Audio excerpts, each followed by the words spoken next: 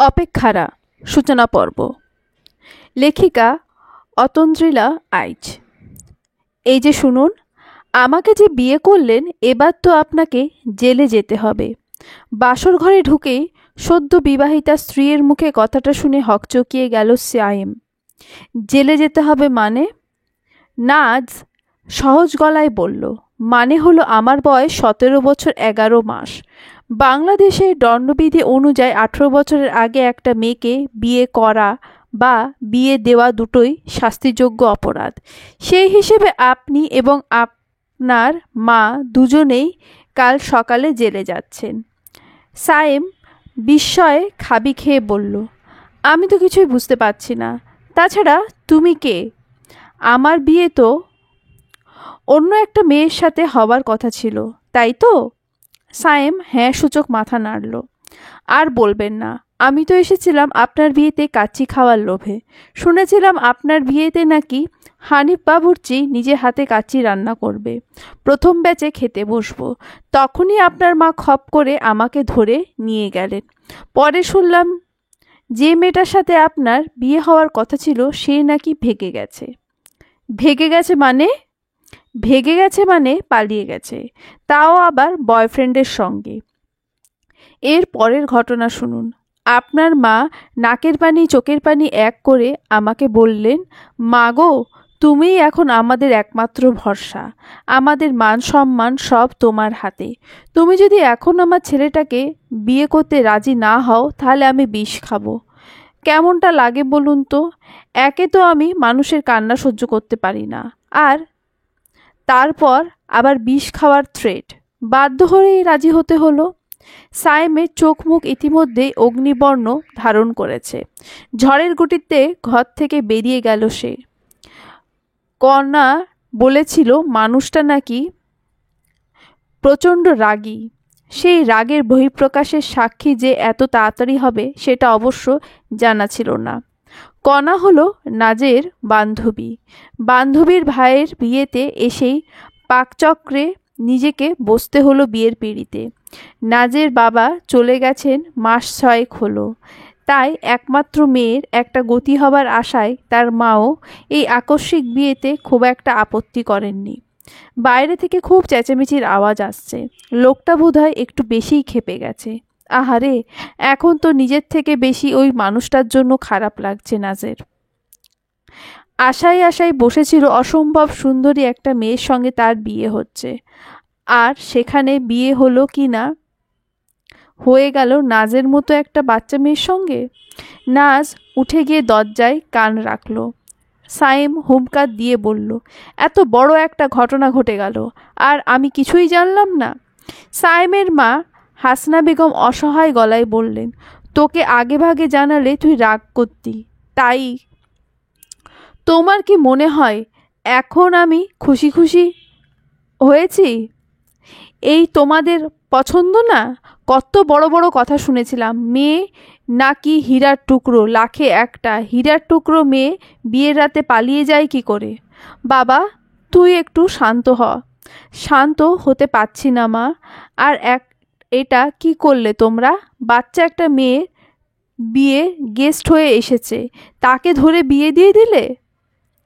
এবার সায়েমের বাবার গলার স্বর শোনা গেল। তিনি শান্ত গলায় বললেন, তো কি হয়েছে?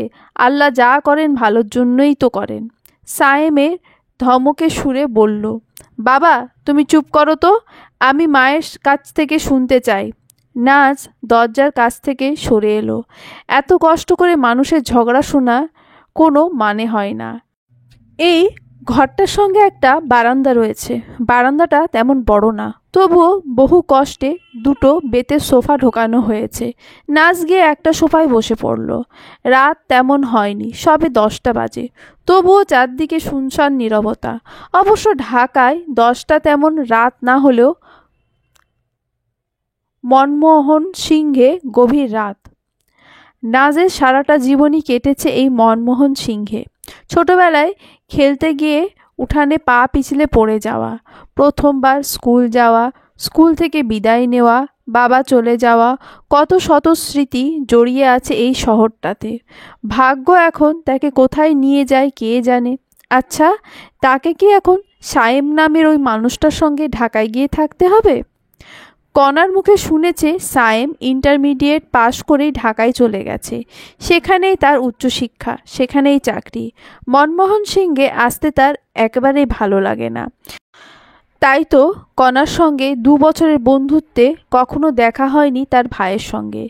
দরজায় আওয়াজ পেয়ে নড়ে চড়ে বসল নাজ। সায়েম বারান্দায় এসে নিঃশব্দে বসে পড়ল তার পাশের সোফায়। সহজ গলায় বলল, আই এম সরি। কি অদ্ভুত ব্যাপার, একটু আগেই মানুষটা কি ভয়ানক রেগেছিল, অথচ এখন তার গলায় রাগের লেশ মাত্র নেই। নাজ অবাক গলায় বলল, আপনি সরি বলছেন কেন? তোমাকে এমন একটা পরিস্থিতিতে ফেলার জন্য। আমি বুঝতে পারছি, আমার মায়ের জোরাজুরিতেই বিয়েটা করতে বাধ্য হয়েছ তুমি। নাজ চুপ করে রইল। এবার তুমি যা বলবে তাই হবে। আমি আবার কি বলবো? না মানে, তুমি তো বিয়েটার জন্য প্রস্তুত ছিলে না, তাই তুমি চাইলে দ্রুতই আমি ডিভোর্সের ব্যবস্থা করতে পারি। নাজ ভ্রু কুঁচকে বলল, আপনার কি আমাকে দেখে গাধা মনে হয়?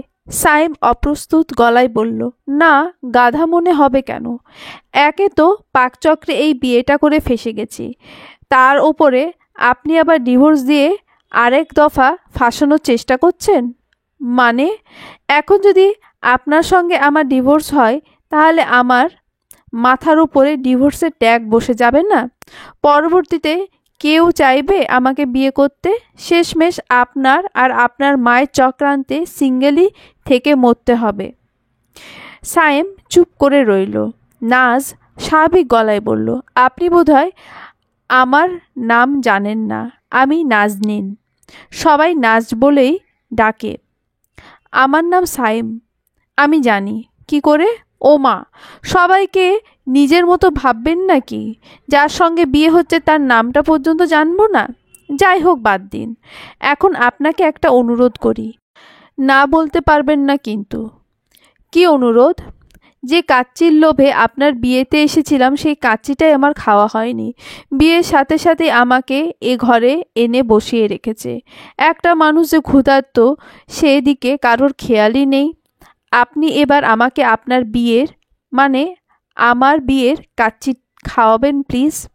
সায়েম হতভম্ব দৃষ্টিতে কিছুক্ষণ নাজের দিকে তাকিয়ে থেকে বলল, বসো, আনছি।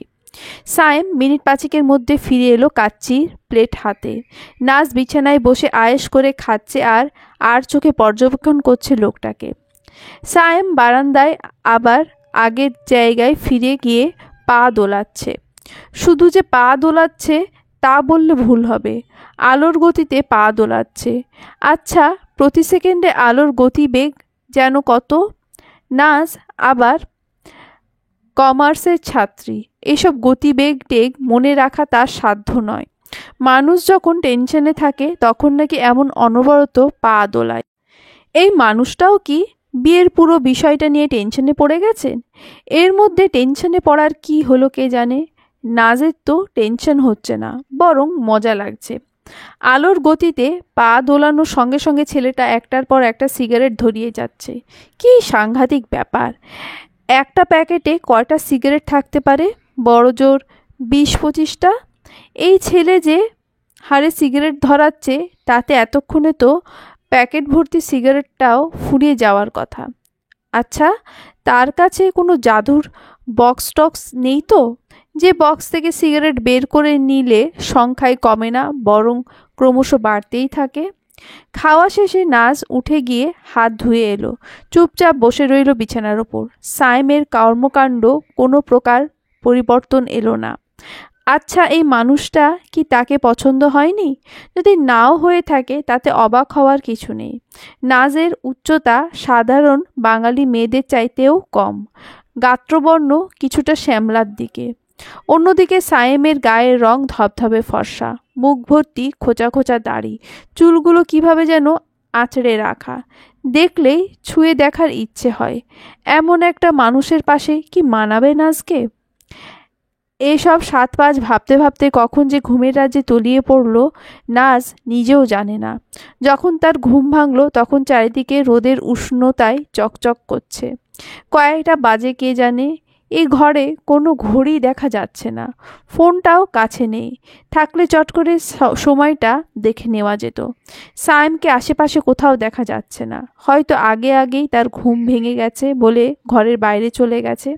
হঠাৎই নাজের মনে পড়ল গত রাতে তার অবিরাম সিগারেট খাওয়ার দৃশ্য। মানুষটা সিগারেট খেতে খেতে বারান্দাতেই ঘুমিয়ে পড়েনি তো? ভয়ে ভয়ে বারান্দায় দিকে তাকাতেই বুকটা ধক করে উঠল নাজের। সোফার উপরে পা দুটো ভাঁজ করে শান্তির ঘুম দিচ্ছে সায়েম। কি সাংঘাতিক মানুষ! নাজ উঠে গিয়ে সায়েমের কানের কাছে তার হাতে চুড়িগুলো দিয়ে ঝনঝন শব্দ করতে লাগলো। তবুও মানুষের মধ্যে কোনো হেরফের নেই, একই ভঙ্গিতে ঘুমিয়ে রয়েছে সায়েম। নাজ এবার চুড়িতে শব্দ করতে করতে উঁচু স্বরে বলল, এই যে আপনি উঠুন তো, এখানে ঘুমিয়ে পড়েছেন কেন? সায়েম এবার নড়ে চড়ে উঠল। ঘুম জড়ানো চোখে একবার নাজের দিকে তাকিয়ে আবারও চোখ দুটো বন্ধ করে ফেলল। নাজ আবারও বলল, আহা উঠুন না, আপনাকে এখানে ঘুমোতে দেখলে মানুষ কি বলবে? বলবে কেমন ফাজিল মেয়ে, প্রথম দিনেই স্বামীকে ঘর থেকে বের করে দিয়েছে। সায়েম উঠে দাঁড়াতে দাঁড়াতে বিরক্ত গলায় বলল, মানুষ দেখবে কি করে? আমার ঘরের দরজায় কি লুকিং গ্লাস লাগানো আছে? ননসেন্স। নাজ উত্তর দিল না। সকাল সকাল এই মানুষের সঙ্গে তর্ক জড়ানোর কোনো অর্থ হয় না। সায়েম কিছুক্ষণের মধ্যে হাত মুখ ধুয়ে ঘর থেকে বেরিয়ে গেল। নতুন বউকে শাড়ি পরে সারা বাড়ি জুড়ে ঘুরে বেড়াতে হয়, এটা সকলের জানা। এই নিয়ম রক্ষা করার জন্য গতকাল রাতেই নাজের শাশুড়ি মা বেশ কয়েকটা শাড়ি দিয়ে গেছেন তাকে। কিন্তু সমস্যা একটাই, কি করে শাড়ি পরতে হয় নাজ তাই জানে না। শাড়ি পরে ঘুরে বেড়ানো তো দূরের কথা, অসহায় ভঙ্গিতে ঘরের দরজা খুলে উঁকি দিতেই দেখতে পেল আশার আলো। সেই আশার আলোটা হলো কণা। নাজ কণার উদ্দেশ্যে বলে উঠল, ওই শাড়ি পরিয়ে দিয়ে যা। কণার সঙ্গে সঙ্গে ছুটে এলো, উৎফুল্ল ভঙ্গিতে জড়িয়ে ধরল নাজকে। জড়িয়ে ধরেই বলল, দোস্ত, আমার তো বিশ্বাসই হচ্ছে না তুই আমার ভাবি হয়ে গেছিস। নাজ গম্ভীর গলায় বলল, বিশ্বাস না হবার কি আছে? মানুষ বিন্দু থেকে সিন্ধু হয়ে যায়, কোটিপতি থেকে ফকির হয়ে যায়, আর আমি তো সামান্য ভাবি হয়েছি। মাঝে মাঝে তুই কিসব যে বলিস আমি কিছুই বুঝি না। বুঝতে হবে না, শাড়ি পরিয়ে দে। কণা শাড়ি পরাতে পরাতে আগ্রহী কণ্ঠে বলল, এই নাজ, আমার ভাইকে কেমন দেখলি? কেমন আবার দেখব, উনি যেমন তেমনই দেখেছি। ভাইয়াকে এতটা হালকাভাবে নিচ্ছিস? তুই জানিস ভাইয়ার অফিসের প্রতিটা মেয়ে ওর ওপর ক্রাশ খেয়ে বসে আছে। প্রতিদিন কত শত মেয়ে যে ভাইয়াকে ফেসবুকে প্রপোজ করে তার কোনো হিসেব নেই। তো সেই প্রপোজ করা একজনকে নিয়ে এলেই তো হতো, আমাকে হুট করে বিয়ে দেওয়ার কি প্রয়োজন ছিল? কণা অন্যরকম গলায় বলল, নাজ, তুই এই বিয়েতে খুশি না? নাজ কাতর কণ্ঠে বলল, দোস্ত, আমি জানি না আমার ভেতরে যে কি অনুভূতি হচ্ছে আমি নিজেই বুঝতে পারছি না। শোন, তোকে আমি একটা বিষয় নিশ্চিত করতে পারি, ভাইয়ার সঙ্গে তুই কখনো কষ্টে থাকবি না। ও একটু অন্যরকম হলেও মানুষটা অনেক ভালো। অন্যরকম মানে? কণা কিছু বলতে যাবে তখনই নাস্তার জন্য ডাক পড়ল হাসনা বেগমের। গত রাতে বাড়িটা আত্মীয় স্বজনে গিজগিজ করলেও এই মুহূর্তে বাড়ির সদস্যরা ছাড়া কেউ নেই। কি অদ্ভুত ব্যাপার, বিয়ে বাড়ি অথচ বিরক্তিকর আত্মীয় স্বজনগুলো চারিদিকে কলকল করছে না। এই যেন অষ্টম আশ্চর্য। নাস্তার টেবিলে নাজ সাইমের পাশে বসলো না, একটা চেয়ার ফাঁকা রেখে বসলো। চারিদিকে কেমন থমথমে পরিবেশ বিরাজ করছে। সকলের চোখ মুখ কেমন একটা অস্থিরতা ভাব ফুটে উঠেছে। সাইমের মধ্যে অবশ্য কোনো অস্থিরতা নেই, তার মধ্যে যা আছে তা শুধু গাম্ভীর্য। হয়তো তার এই গাম্ভীর্যের কারণেই সকালে অস্থির হয়ে আছে। এতক্ষণে একটা ব্যাপার নাজ মোটামুটি নিশ্চিত হয়ে গেছে, এই বাড়ির মানুষগুলো সাইমকে প্রচণ্ড ভয় পায়। নাস্তা শেষ করেই সাইম গম্ভীর গলায় বলল, মা, আমি আজই ঢাকায় চলে যাচ্ছি, 12টায় বাস আছে, এখনই বেরিয়ে যেতে হবে। হাসনা বেগম আঁতকে উঠে বললেন, সে কি কথা? বিয়ে বাড়ি, বিকেলে রাজ্যের সব আত্মীয় স্বজন বউ দেখতে আসবে, আর তুই কি না চলে যাবি? আমার এসবের মধ্যে থাকতে ইচ্ছে করছে না, আমি এখনই চলে যাব। তোমাদের জোরাজুরিতে কোনো কাজ হবে না। হাসনা বেগম অসহায় দৃষ্টিতে স্বামীর দিকে তাকিয়ে বললেন, তুমি শুনলে? ছেলে বলে এখনই চলে যাবে। মানুষের কাছে আমি কি করে মুখ দেখাবো বলো তো? সায়েমের বাবা শওকত সাহেব জবাব না দিয়ে নিঃশব্দে চুমুক দিলেন চায়ের কাপে। একমাত্র ছেলের জেদ আর রাগের সঙ্গে সে খুব ভালো করেই পরিচিত। সে একবার যখন বলেছে আজ ঢাকায় ফিরে যাবে, তখন ফিরেই ছাড়বে। ধরে বেঁধেও আটকে রাখা সম্ভব নয় তাকে। স্বামীর কাছ থেকে উত্তর না পেয়ে হাসনা বেগম এবার নাজের উদ্দেশ্যে বললেন, বৌমা, তুমি একটু সায়েমকে বোঝাও। ও চলে গেলে কেমন দেখায় বলো তো? নাজ পরোটা ছিঁড়তে ছিঁড়তে বলল, আমি আবার কি বোঝাবো? আমি নিজেই তো তার দলে। আমার আবার ঢাকা শহর দেখার খুব শখ, বুঝলেন? নাজ এবার সাইমের দিকে তাকিয়ে উৎফুল্ল কণ্ঠে বলল, এই শুনুন, আপনি আমাকে রেখে ঢাকায় চলে যাবেন না কিন্তু। সকলের বিস্মিত দৃষ্টি এবার একসঙ্গে পড়ল নাজের দিকে। মেয়েটার কাজকর্ম আর কথাবার্তা কোনোটাই সুবিধার মনে হচ্ছে না। তারা আজই ঢাকায় চলে যাচ্ছে খবরটা পেয়ে সঙ্গে সঙ্গে ছুটে এলেন নাজের মা আয়েশা বেগম। মেয়েকে জড়িয়ে ধরে এমনভাবে কাঁদছেন যেন জীবনে এই তাদের শেষ দেখা। নাজ ভ্রু কুঁচকে বলল, আহ মা, কি শুরু করলে? তোমার মরা কান্না থামাও তো এবার। আয়েশা বেগমের কান্নার গতি দ্বিগুণ বাড়িয়ে দিয়ে বললেন, মারে, তুই এত দূরে চলে যাচ্ছিস, তোকে ছাড়া আমি বাঁচব কি করে? এ কথা কাল রাতে মনে ছিল না? খুব তো খুশি খুশি গলায় বলেছিলে, মেয়েটার একটা গতি করে দিতে পেরেছি, আমার সব দায়িত্ব শেষ। তুই আমার উপর রাগ করে থাকিস না মা, আমি যা করেছি তোর ভালোর জন্যই করেছি।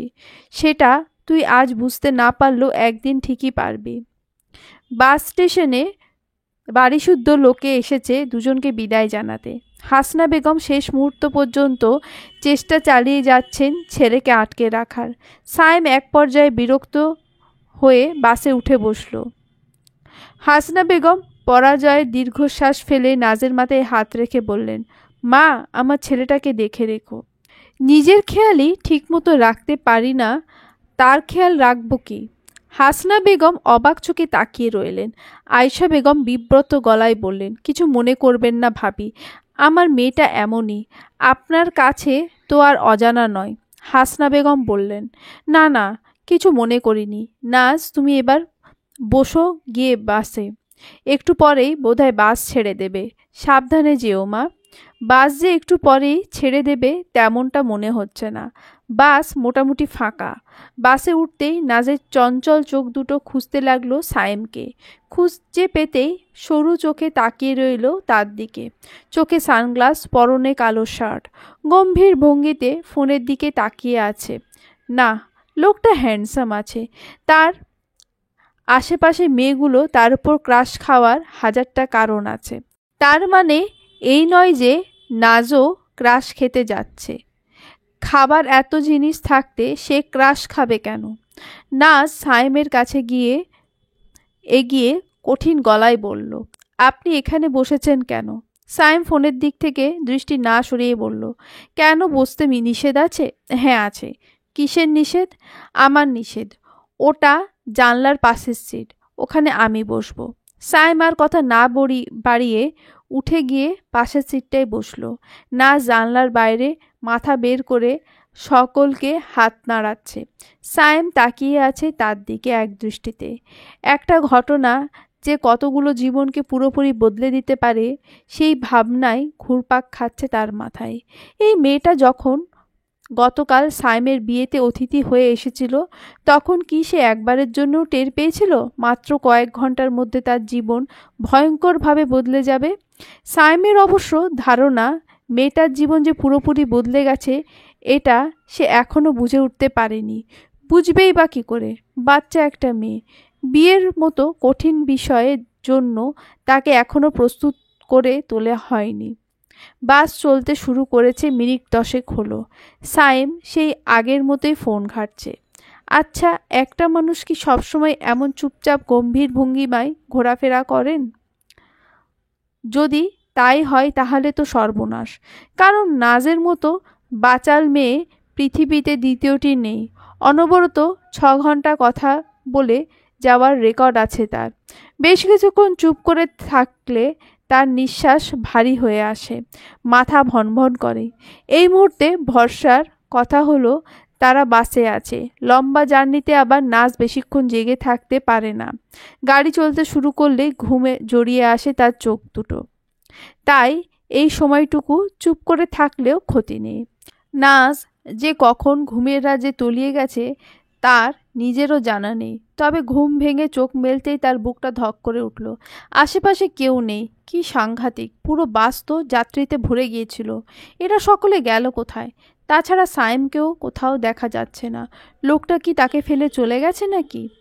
হয়তো বউ পছন্দ হয়নি বলে তাকে ফেলে রেখে গেছে। বাসটাও থেমে আছে জংলা টাইপের একটা জায়গায়। জায়গাটা নাজের কাছে অচেনা। এখান থেকে তো সে বাড়িও ফিরে যেতে পারবে না। ভয়ে নাজের চোখে জল চলে এলো। কল্পনায় সে পরিষ্কার দেখতে পাচ্ছে রাক্ষসের মতো দেখতে একটা লোক বাসে উঠে তাকে কিডন্যাপ করে নিয়ে যাচ্ছে। ভয়ে ভয়ে বাসের বাইরে পা রাখল নাজ। আশেপাশে একটা প্রাণীর চিহ্নও পর্যন্ত নেই। নাজের হৃদস্পন্দন ক্রমেই বেড়ে চলেছে। সে নিশ্চিত কিছুক্ষণের মধ্যেই জ্ঞান হারিয়ে ফেলবে সে। কিছু দূর এগোতেই অবশ্য তার ভয়টা কেটে গেল। গাড়ির পেছন দিকে একটা রেস্টুরেন্ট। এমন জংলা জায়গায় এই রেস্টুরেন্ট কেন তৈরি করা হয়েছে কে জানে। প্রচুর মানুষের প্রবেশ প্রস্থান হচ্ছে সেখান থেকে। বাসের যাত্রীরা নিশ্চয়ই সেখানেই গেছে মধ্যাহ্নের ভোজের জন্য। প্রাথমিক ভয়টা কেটে গেলেও নাজের মনটা এখনো অস্থির হয়ে আছে। উনি আবার কোথায় গেলেন? ওই রেস্টুরেন্টের ভেতর? নাজ কি একবার সেখানে গিয়ে তাকে খুঁজে আসবে? না থাক। শেষমেশ দেখা গেল রাক্ষসের চেহারার কিডন্যাপার সেখানে হয়তো তার জন্য অপেক্ষা করছে। তুমি এখানে কি করছো? পেছন থেকে ধমকের সুরে সায়েমের গলার কথাটা শুনে আঁতকে ওঠে নাজ। আপনি এখানে? আমাকে ভেতরে একা ফেলে এসেছেন কেন? স্মোক করতে। বাসের ভেতর স্মোকিং নিষেধ। একটা মানুষের জীবনের থেকে সিগারেট খাওয়া আপনার কাছে বড় হয়ে গেল? জানেন কতটা ভয় পেয়ে গেছিলাম আমি? আমাকে একটাবার ডেকে আসলেও তো পারতেন। সাইম শেষ হওয়া সিগারেটটা মাটিতে ফেলে পা পিষতে পিষতে বলল, একবার আর দুবার ডেকেছি, কিন্তু তুমি মাশাআল্লাহ যেভাবে গন্ডারের মতো ঘুমাও তাতে মাইকিং করলেও তোমার ঘুম ভাঙবে না। নাজ কঠিন গলায় বলল, একে তো আমাকে একা ফেলে এসেছেন, আবার আমাকেই গন্ডার ডাকছেন। আমাকে যদি কেউ এসে কিডন্যাপ করে নিয়ে যেত তখন কি হতো? কিডন্যাপারদের খেয়ে দিয়ে কাজ নেই তো যে তোমার মতো আপদকে কিডন্যাপ করবে। নাজ রাগী কণ্ঠে বলল, এই কি বললেন আপনি? আমি আপদ? আর আপনি নিজে কি?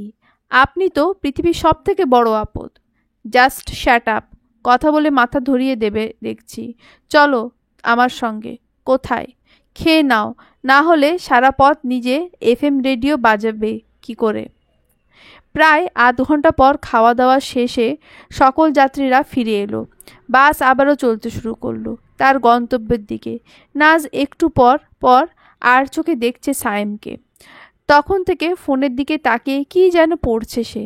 আচ্ছা, এই মানুষটার ফোনের চার্জ কি ফুরায় না নাকি? কি অদ্ভুত ব্যাপার! কাল রাতে সিগারেট ফুরোলো না, আজ আবার চার্জ ফুরাচ্ছে না। সে কি জাদু টাদু জানে নাকি? নাজ ক্লান্ত গলায় বলল, আপনি বেশি কথা বলেন না, না? সাইম জবাব দিল না। জবাব দেওয়ার কোনো আগ্রহ তার মধ্যে ফুটে উঠল না। ঠিক আগের ভঙ্গিতেই তাকিয়ে আছে ফোনের দিকে। নাজ বিরক্ত গলায় বলল, সেই সকাল থেকে ফোনটার দিকে তাকিয়ে আছেন। পাশে যে একটা মানুষ বসে আছে তার সঙ্গে দুটো কথা বললেও তো পারেন। এই ফোনের জন্যই পৃথিবীটা ধ্বংস হয়ে যাচ্ছে। সায়েম দীর্ঘশ্বাস ফেলে নাজের দিকে তাকিয়ে বলল, ঠিকভাবে ব্যবহার করলে পৃথিবীর উপকার হয়। মানে হলো আমি ফোনে ইবুক পড়ছি, তোমাদের মতো ফেসবুকে টাইম পাস করছি না। এক সেকেন্ড, আপনি কি করে জানলেন আমি ফেসবুকে টাইম পাস করি? সায়েম কিছু বলতে যাবে তখনই পেছন থেকে একজন যাত্রী বলে উঠল, ভাই আপনারা একটু আস্তে ঝগড়া করেন না, বাচ্চা ঘুমোতে পারছে না। নাজ কড়া গলায় বলল, ঝগড়া আবার আস্তে কিভাবে হয়? আর বাচ্চা কাচ্চা নিয়ে আপনি বাসে উঠেছেন কেন? দোষটা তো আপনারই। বিরক্ত হয়ে নাজ হ্যান্ডব্যাগ থেকে তার ফোনটা বের করলো। ফোন কি সায়েমের একারই কাছে আছে নাকি? হেডফোনটা কানে লাগিয়ে দু চোখ বন্ধ করলো। ঝড় এলে তুই সাথে থাকলে কি ভয়, তোর ঠিকানায় পাঠালাম এ হৃদয়, প্রেম হলে এক সুরে গান বেজে যায়, সে দেয় জখম তবু সেই তো ভেজায়। চলন্ত বাসে এমন একটা গান যে কোনো মুহূর্তকে বিশেষ করে তোলে। প্রেম বিষয়টার ওপরে নাজের বরাবরই প্রচুর আগ্রহ। প্রেমের গান, প্রেমের কবিতা, প্রেমের বই, এই সবই তার হৃদয়ের খুব কাছের। আশেপাশে দুজন মানুষকে প্রেমে পড়তে দেখলে সব থেকে বেশি খুশি হয় বোধহয় নাজই। প্রেম বিষয়টা এত কাছাকাছি থেকেও প্রেমটা কখনো করা হয়নি। চাইলে কি আর প্রেম করা হয়? প্রেমে তো পড়তে হয়। নাজ সারাটা জীবন অপেক্ষা করেছিল কোনো এক বিশেষ মানুষে আসবে তার জীবনে, প্রেমময় করে তুলবে তার জগৎকে। নাজের সমস্তটা জুড়ে থাকবে শুধু তারই বিচরণ। কিন্তু সেই স্বপ্ন আর পূরণ হবার কোথায়? এক রাতের মধ্যেই যেন সব শেষ।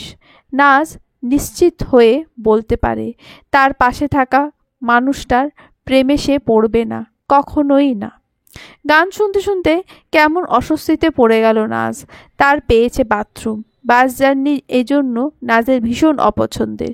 ট্রেনে তো চাইলেই যখন তখন বাথরুমে যাওয়া যায়, বাসে তো সেই ব্যবস্থা করলে ক্ষতি কি হয়?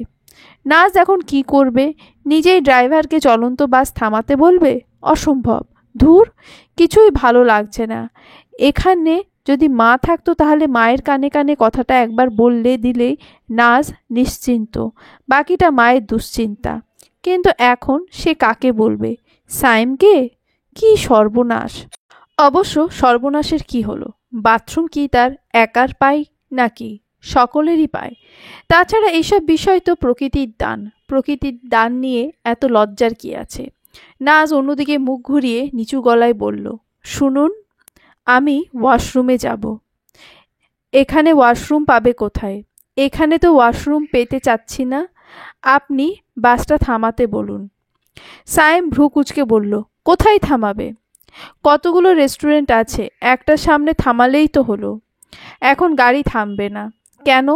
একটু আগেই তো থেমেছিল, তখন মনে ছিল না তোমার? থামবে না বললেই হলো? টাকা দিয়ে টিকিট কেটেছি না, আপনি বলুন তো। পারবো না, প্লিজ। উফ, এত বিরক্ত করো কেন তুমি? সায়েম বাসের ড্রাইভারের উদ্দেশ্য বলল, ভাইয়া গাড়িটা একটু থামাতে হবে।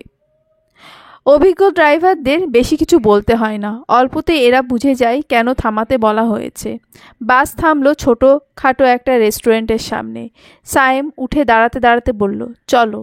নাজ উঠতে যাবে ঠিক তখনই তার মাথায় যেন আকাশ ভেঙে পড়ল। তার শাড়ির কুচি খুলে গেছে। কখন যে খুলেছে সে নিজেও জানে না। এই অবস্থায় সকলের সামনে উঠে দাঁড়িয়ে বাইরে যাওয়ার প্রশ্নই ওঠে না। নাজ অস্পষ্ট গলায় বলল, যাব না। কি? এতক্ষণ তো ওয়াশরুমে যাওয়ার জন্য পাগল হয়ে গেছিলে। থাক, যেতে হবে না। সায়েম অবাক চোখে তাকিয়ে রইল নাজের দিকে। তার বিবাহিত বন্ধুরা প্রায়ই বলে বিয়ে মানে হলো যন্ত্রণা। এতদিন কথাটা নির্ঘাত ঠাট্টা বলে মনে করলেও বিয়ের 24 ঘন্টা পার হওয়ার আগেই নিজেই টের পেল কথাটার সত্যতা। একে তো প্রচণ্ড বাথরুমের চাপ, তার উপর খুলে যাওয়া শাড়ির কুচি। রাগে বিরক্তিতে গা জ্বলে যাচ্ছে নাজের। মায়ের সঙ্গে কত ঘুরে বেরিয়েছে, কখনো তো এমন বিব্রতকর পরিস্থিতিতে পড়তে হয়নি তাকে। অথচ আজ এই মানুষটার সঙ্গে বের হওয়ার পরপরই যত গণ্ডগোল। সায়েম রাগে দাঁতে দাঁত চেপে বলল, এতক্ষণ বাস থামানোর জন্য আমাকে পাগল করে দিলে, আর এখন নিজেই নামতে চাইছো না। সমস্যা কি তোমার? আপনি? হোয়াট? আমি? নাজ আক্ষেপের সুরে বলল, হ্যাঁ আপনি। যখন থেকে আমার জীবনে এসেছেন তখন থেকে একটার পর একটা সমস্যা লেগেই আছে। শোনো, আমি তোমার জীবনে যাইনি, তুমি আমার জীবনে এসেছো। ওই একই কথা। আপনি জানেন আমার বান্ধবীরা আমাকে কি বলে ডাকে? আমার কি জানার কথা? আপনারই তো জানার কথা, কারণ আপনার বোন আমার সবথেকে কাছের বান্ধবী। যাই হোক, জানেন না যেহেতু আমিই বলে দিচ্ছি। বান্ধবীরা আমাকে গুড লাক কুইন বলে ডাকে, সৌভাগ্যের রানী। বরাবরই আমার ভাগ্য খুব ভালো। এসব কথা আমাকে বলছো কেন? কারণ আপনি আমার জীবনে আসার পর থেকে আমার জীবনের সৌভাগ্যের ছিটাফোঁটাও অবশিষ্ট নেই। আপনার জন্য এমনটা হলো। কি আবার হয়েছে? নাজ রাগে গজগজ করতে করতে বলে, কিছু না। তারা ঢাকায় এসে পৌঁছালো 6টার দিকে। সূর্য তখনও ডুবে গেছে। চারিদিকে ছড়িয়ে আছে চমৎকার এক লাল আভা। আকাশটায় গুচ্ছ গুচ্ছ মেঘের ছড়াছড়ি। নাজ জানলার বাইরে মুগ্ধ চোখে তাকিয়ে আছে আকাশের দিকে। এই মুহূর্ত থেকে শুরু হলো তার দ্বিতীয় জীবন। সম্পূর্ণ অচেনা এক মানুষের সঙ্গে সেই জীবনটা কাটাতে এসেছে এই অচেনা শহরে। একটা সময় হয়তো মানুষটা তার কাছে আর অচেনা থাকবে না, শহরটা হয়ে উঠবে চিরচেনা। কিন্তু সেই প্রকৃতি অর্থে সুখী হতে পারবে? যাত্রীরা একে একে নামতে শুরু করেছে। নাজ ঠিকই একই ভঙ্গিতে বসে রইল। সায়েম মাথার ওপরের সেকশন থেকে একে একে ব্যাগগুলো নামাতে নামাতে বলল, নামার ইচ্ছা আছে নাকি এখানেই থেকে যাবে? নাজ অসহায় গলায় বলল, আমি নামতে পারবো না। সায়েম অবাক হয়ে লক্ষ্য করল মেয়েটা কাঁদছে। নিঃশব্দে তার দু চোখ বেয়ে নোনা জল গড়িয়ে পড়ছে। তার চোখে অশ্রু খুবই বেমানান। যে মেয়েটা সারাক্ষণ উৎফুল্লতা মেতে থাকে সে এভাবে কাঁদবে কেন? সায়েম নাজের পাশে বসে শান্ত গলায় বলল, তুমি কাঁদছো কেন? নাজ চোখের জল মুছতে মুছতে বলল, আমার শাড়ির কুচিগুলো খুলে গেছে। সায়েম ভ্রু কুচকে বলল, এই ছোট্ট একটা বিষয়ের জন্য কাঁদতে হয়? সবাই নেমে গেলে ঠিক করে নিও। ঠিক করব কি করে? আমি তো শাড়ি পরতেই পারি না। সায়েম হতাশ গলায় বলল, ওয়াও, মেয়ে মানুষ হয়ে শাড়ি পরতে পারো না? শুনুন, সব মেয়ে মানুষের কাছ থেকে সব কিছু আশা করবেন না। বড় বড় কথা তো ঠিকই বলতে পারো। সায়েম পকেট থেকে ফোনটা বের করে কি যেন করছে। নাজ বলল, কি করছেন? সায়েম ধমক দিয়ে বলল, 1 সেকেন্ডের জন্য একটু চুপ করে থাকবে প্লিজ। নাজ খেয়াল করলো সায়েম ইউটিউবে শাড়ি পরানোর টিউটোরিয়াল দেখছে। কি সাংঘাতিক! সে কি এখন নাজকে শাড়ি পরিয়ে দেবে? ভয় এবং লজ্জা মিশ্রিত এক অনুভূতি ঘিরে ধরল তাকে। এতক্ষণে বাসের সকলে নেমে গেছে। ভিডিওটা দেখা শেষ করে সায়েম বলল, উঠে দাঁড়াও। নাজ অস্পষ্ট স্বরে বলল, কেন? আমি বলছি তাই। নাজ উঠে দাঁড়াতেই সায়েম তার শাড়ির কুচিগুলো ঠিক করতে ব্যস্ত হয়ে পড়ল। নাজের সারা শরীর জুড়ে শীতল স্রোত বয়ে গেল। লজ্জায় বন্ধ হয়ে এলো তার চোখ। তার উন্মুক্ত কোমর বারবার আঁচল দিয়ে ঢাকার চেষ্টা করছে সে। সায়েম বিরক্ত গলায় বলল, নড়ছো কেন? নাজ জবাব দিল না, পাথরের মতো জমে দাঁড়িয়ে রইল। মিনিট কয়েকের মধ্যে সায়েম কুচিগুলো ঠিক করে তার হাতে ধরিয়ে দিয়ে বলল, গুজে নাও, নাকি সেটাও পারবে না? নাজ আতকে উঠে বলল, পারবো না কেন? কি সুন্দর করে কুচিগুলো করেছে সায়েম। নাজ চিরকাল তার মাকে শাড়ি পরতে দেখেছে, বান্ধবীদের দেখেছে। এতকাল দেখে দেখেও সে যা ছিল পারল না। তা এই মানুষটা কয়েক মিনিট ভিডিও দেখেই শিখে গেল? না, বলতেই হয়, গুণ আছে ছেলেটার। বাস স্ট্যান্ড থেকে বাসায় পৌঁছাতে ঘণ্টাখানেক লাগলো। ঢাকা চিরচেনা যানজটে সায়েম অতিষ্ঠ হয়ে গেলেও নাজ অবাক চোখে তাকিয়ে দেখছে চারপাশটা। রাস্তায় কত মানুষ, কত ধরনের মানুষ। সকলের রয়েছে নিজস্ব ব্যস্ততা, নিজস্ব গন্তব্য। প্রত্যেকটা মানুষের জীবন একে অপরের থেকে কত আলাদা। বাসায় ঢুকে রীতিমতো অবাক হয়ে গেল নাজ। পুরো বাসাটা ছিমছাম গোছানো। নাজ তো ভেবেই রেখেছিল বাসায় ঢুকে দেখবে ফ্লোরে ভাঙা প্লেট পড়ে আছে, চেয়ারের ওপর ময়লা কাপড় ঝুলছে। তবে এখন মনে হচ্ছে এর থেকে গোছানো বাসা সে তার জীবনে দেখেনি। মেয়ে মানুষ হলেই শাড়ি পরতে জানতে হবে এমনটা যেমন কোথাও লেখা নেই। ছেলে মানুষ মাত্রই অগোছালো এই ধারণাও সঠিক নয়। ঘুরে ঘুরে বাড়িটা দেখছে নাজ। বসার ঘরের দেওয়াল জুড়ে ছোট ছোট ফ্রেমে অনেকগুলো ছবি। সবই সিয়ামের ছোটবেলার। কোনো ছবিতে প্রতিযোগিতায় পুরস্কার জিতেছে, আবার কোনো ছবিতে মাঠে বন্ধুদের সঙ্গে ক্রিকেট খেলছে।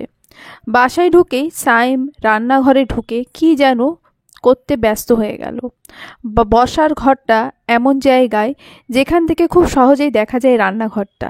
তাই নাজ বসার ঘর থেকেই সায়েমের উদ্দেশ্যে উঁচু গলায় বলল, এত বড় বাসায় আপনি একা থাকেন? হুম, আমার তো কয়েক মিনিট একা থাকলেই কেমন দমবন্ধ লাগে। সারাক্ষণ একা একা থাকেন কি করে আপনি? সায়েম রান্নাঘর থেকে চায়ের কাপ দুটো হাতে নিয়ে বেরিয়ে এলো। একটা কাপ নাজের দিকে বাড়িয়ে দিয়ে বলে, অ্যাকচুয়ালি আগে আমি আমার এক বন্ধুর সাথে থাকতাম। বিয়ে ঠিক হবার পর এই বাসাটা নিয়েছি। নাজ চায়ের কাপে চুমুক দিয়ে বলল, এত বড় বাসাটা সামলে রাখতে কষ্ট হয় না আপনার? আগে হতো, এখন আর হবে না। কেন? এখন তুমি সামলে রাখবে? নাজ ভ্রু কুঁচকে বলল, শুনুন, আমি কোনো সামলে টামলে রাখতে পারবো না। এসব কাজ আমি কখনো করিনি, আর করতে পারবোও না। আর আগেই বলে দিচ্ছি, আমি কিন্তু রান্নাবান্না করতে পারি না। কাজেই আপনি আবার আশা করবেন না আমি লক্ষ্মী বউয়ের মতো 3 বেলা রান্না করব। সায়েম শান্ত গলায় বলল, ও আচ্ছা, তা আর কি পারো না তুমি? এক কাজ করো, যা যা পারো না তার একটা লিস্ট বানিয়ে দাও আমাকে। না, তার থেকে বরং যা পারো তার একটা লিস্ট বানাও। তোমার না পারার লিস্টের থেকে পারার লিস্ট নিশ্চয়ই ছোট হবে, তাই না? নাজ আহত গলায় বলল, ঠাট্টা করছেন আমার সঙ্গে? তোমার সঙ্গে আমার ঠাট্টা করার সম্পর্ক নয়। আমি কি একবারও বলেছি যে লক্ষ্মী বউয়ের মতো 3 বেলা রান্না করতে হবে তোমাকে? যেমন অতিরিক্ত কথা বলো, তেমনি অতিরিক্ত বোঝো। নাজ চুপ করে রইল। সায়েম আঙ্গুল তাক করে দেখিয়ে বলল, ওই ঘরটায় আমি থাকবো, আর পাশের ঘরটায় তুমি থাকবে। কারোর সঙ্গে রুম শেয়ার করা আমার পক্ষে ইম্পসিবল। আর যত পারো কম বিরক্ত করবে আমাকে। দুজনের জন্য দুটো আলাদা ঘর থেকে মনে মনে ভালোই হকচকিয়ে গেল নাজ। তবে মুহূর্তে নিজেকে সামলে নিয়ে বলল, যাক, ভালোই হয়েছে। আমি তো ভেবেছিলাম আপনার সঙ্গে একই ঘরে থাকতে হবে। আমি আবার কারোর সঙ্গে বিছানা শেয়ার করতে পারি না। শেয়ার করলে রাতে ঘুমের মধ্যে পাশের মানুষের কে লাথি মেরে ফেলে দিই। কি একটা অবস্থা বলুন তো? সায়েম কঠিন গলায় বলল, এই, তুমি কথা কম বলতে পারো না? একদিনেই মাথা ধরিয়ে দিচ্ছ আমার। নাজ উত্তর দিল না, ঘরের দিকে এগিয়ে গেল। শোবার ঘর দুটো ভালো করে পর্যবেক্ষণ করে আবারও ফিরে এলো সায়েমের কাছে। এই শুনুন, আবার কি হলো? বড় ঘরটা আপনি কেন থাকবেন? কারণ শুরু থেকে ওটা আমার ঘর। গতকাল আপনি একটা ম্যাজিক্যাল ওয়ার্ড বলেছিলেন, মনে আছে? কোন ম্যাজিক্যাল ওয়ার্ড? কবুল। যে মুহূর্তে এই শব্দটা বলেছেন সেই মুহূর্ত থেকে আপনার কোনো কিছুই আর আপনার নেই। সব কিছুতে আমার ভাগ বসে গেছে।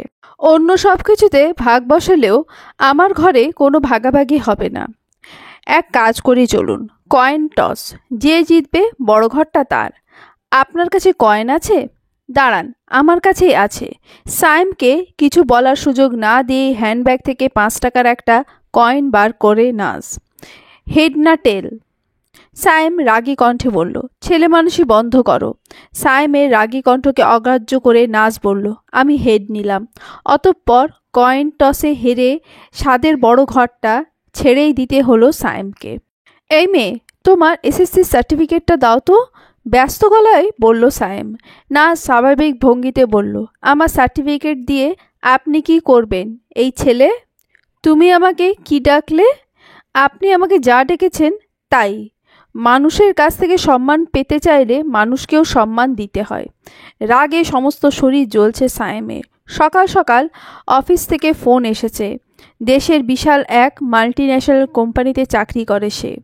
তার কাজটা হলো রাজ্যের সব বিদেশি ক্লায়েন্টদের সঙ্গে ডিল করা, তাদের কাছে বিজনেসের আইডিয়াগুলো প্রেজেন্টেশন করা। অফিসের সব থেকে হ্যান্ডসাম আর স্মার্ট ছেলে হিসেবে এই কাজটা অবশ্যই তাকেই মানায়। আজ হুট করে বিদেশি ক্লায়েন্ট চলে এসেছে, এদের সামনে আজ প্রেজেন্টেশন দিতে হবে। বিয়ের এই ঝামেলার কারণে বেচারা কোনো প্রস্তুতিই নিতে পারেনি। কি যে প্রেজেন্টেশন দেবে কে জানে। এদিকে দুশ্চিন্তায় মাথা ধরে যাচ্ছে, আর একদিকে এই মেয়েটা চালু করে দিয়েছে তার এফএম রেডিও। কোনো মানে হয়? নাজ বলল, বললেন না তো। আমার এসএসসি সার্টিফিকেট দিয়ে আপনি কি করবেন? কলেজে ভর্তি হতে হবে না? নাজ হকচকিয়ে গিয়ে বলল, কি মানে? আমাকে পড়াশোনা করতে হবে? অবশ্যই পড়াশোনা করতে হবে, তাহলে বিয়ে করে লাভ কি হলো? সায়েম ঠোঁটের কোণে মৃদু হাসি আভা ফুটে উঠল। কেন, তুমি কি ভেবেছিলে বিয়ে হয়ে গেছে বলে গায়ে হাওয়া লাগিয়ে ঘুরে বেড়াবে? হ্যাঁ, তাহলে সেই স্বপ্নেও পানি ঢেলে দাও, because that is not happening. Naz অসহায় গলায় বলল, কিন্তু আমি পড়াশোনা করে কি করব? মানুষ পড়াশোনা করে যা করে তুমিও তাই করবে। যাও, সার্টিফিকেট নিয়ে এসো। নাজের মনটাই ভেঙে গেল। ভেবেছিল সকলের জোরাজুরিতে বিয়ে করে একটা লাভ অন্তত হয়েছে, পড়াশোনা নামক জেলখানা থেকে আজীবনের জন্য মুক্তি। কিন্তু তার সে স্বপ্নে কি অবলীলায় পানি ঢেলে দিল ছেলেটা। নাজ তার ঘর থেকে সার্টিফিকেটটা এনে টেবিলের ওপর রাখল। সাইম সেটাতে একবার চোখ বুলিয়ে অবাক স্বরে বলল, জিপিএ 3.25, আনবিলিভেবল! এত খারাপ রেজাল্টও মানুষ করতে পারে? নাজ থমথমে গলায় বলল, এই শুনুন, আমার রেজাল্ট নিয়ে কোনো কথা বলবেন না। পড়াশোনা থেকে আমি সারা জীবন 10 হাত দূরে থেকেছি, তারপরেও 3.25। আমার বাবা তো রীতিমতো পুরো এলাকায় মিষ্টি খাইয়েছে। আমার বিশ্বাসই হচ্ছে না এমন জঘন্য একজন ছাত্রীর সঙ্গে আমার বিয়ে হয়েছে। তুমি জানো এসএসসিতে আমার রেজাল্ট কী ছিল?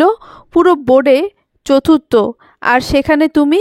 হয়েছে, আপনার যুগে তো আর সৃজনশীল প্রশ্ন আসতো না, বড় বড় প্রশ্নের উত্তর মুখস্থ করে লিখে দিয়েই আসতেন।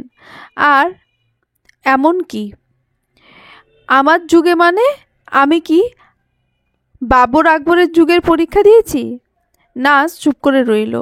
সায়েম বলল, আগে যা করেছো, কিন্তু এখন এখানে ওসব চলবে না। মানে হলো এখন থেকে মন দিয়ে লেখাপড়া করতে হবে তোমাকে। আমার সঙ্গে থেকে পরীক্ষা যদি পাও জিপিএ 3, তাহলে আমারই মান সম্মান নিয়ে টানাটানি লেগে যাবে। নাজ আহত গলায় বলল, জিপিএ 3 নয়, 3.25। ওই একই কথা। রেজাল্টের যে অবস্থা, মনে তো হচ্ছে না ভালো কোনো কলেজে চান্স পাবে। তবুও আমি চেষ্টা করব। আর আমাকে এখন অফিস যেতে হবে, তুমি একা থাকতে পারবে তো? নাজ কাঁদো কাঁদো গলায় বলল, এই শুনুন না, আমাকে কলেজে ভর্তি না করলে হয় না?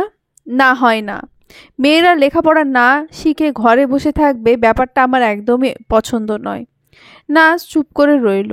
সায়েম বলল, দারোয়ান একটু পরে একটা বুয়া নিয়ে আসবে, কথাবার্তা বলে দেখো, পছন্দ হলে কাজে রেখে ফেলবে। আচ্ছা। আর একা একা বাইরে যাওয়ার দরকার নেই, এখানকার রাস্তাঘাট এখনও তোমার কাছে অপরিচিত। আচ্ছা। কি ব্যাপার, হঠাৎ করে তোমার এফএম রেডিও বন্ধ হয়ে গেল কেন?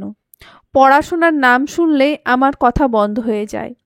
সায়েম বিড়বিড় করে বলল, তাহলে তো এখন থেকে বই দিয়েই বসিয়ে রাখতে হবে।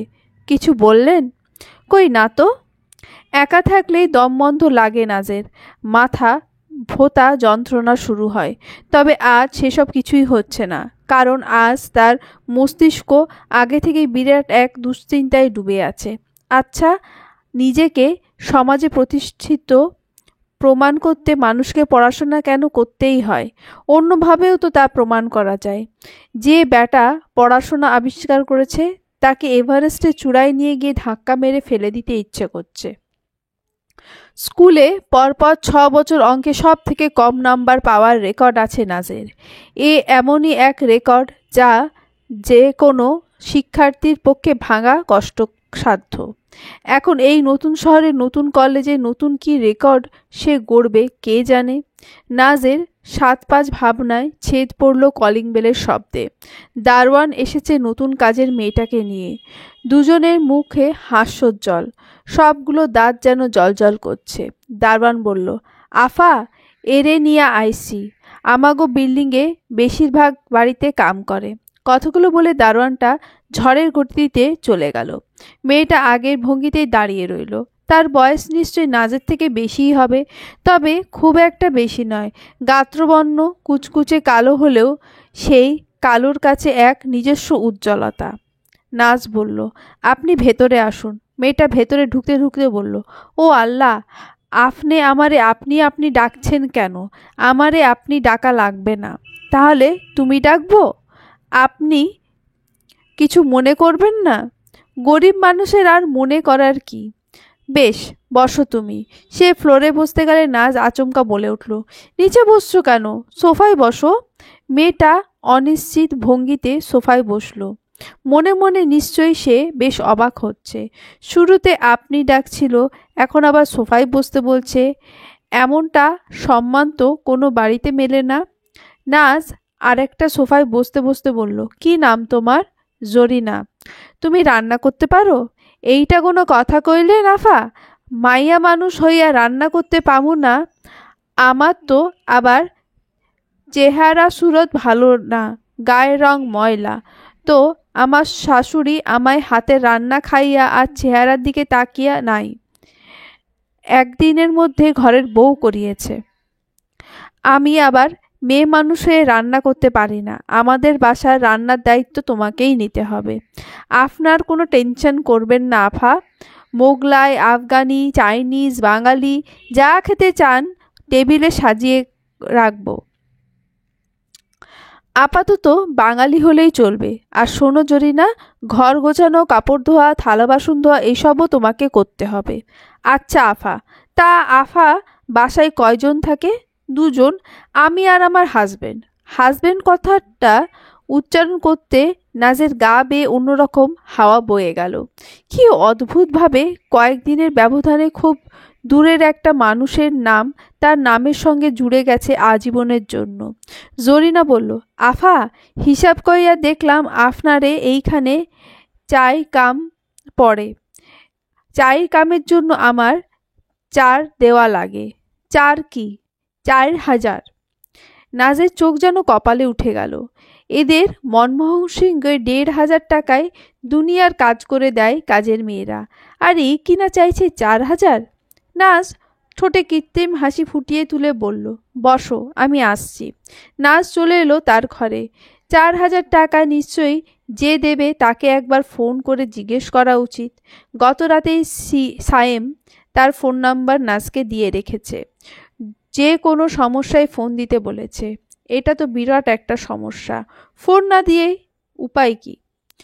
ফোন তুলতেই গম্ভীর গলায় সায়েম বলল, বলো। বুয়া তো 4,000 চাইছে। চাইবেই তো। যা কাজ করবে তার তুলনায় কমই চেয়েছে। তো রেখে ফেলবো? না রাখলে এতগুলো কাজ করবে কে? তুমি? শোনো, আমি একটু পর মিটিংয়ে ঢুকবো। Don't disturb me. নাজ জবাব না দিয়ে ফোনটা কেটে দিল। এখানে অযথা বিরক্ত কোথায় করা হলো? প্রয়োজন ছিল বলেই তো তাকে ফোন করেছিল নাজ। নাজ ফিরে এসে জরিনাকে বলল, তোমার চাকরি কনফার্ম। কবে জয়েন করবে বলো? জরিনা উঠে দাঁড়াতে দাঁড়াতে বলল, আজ থাইকাই দেরি করিয়া লাভ কি? চলবে।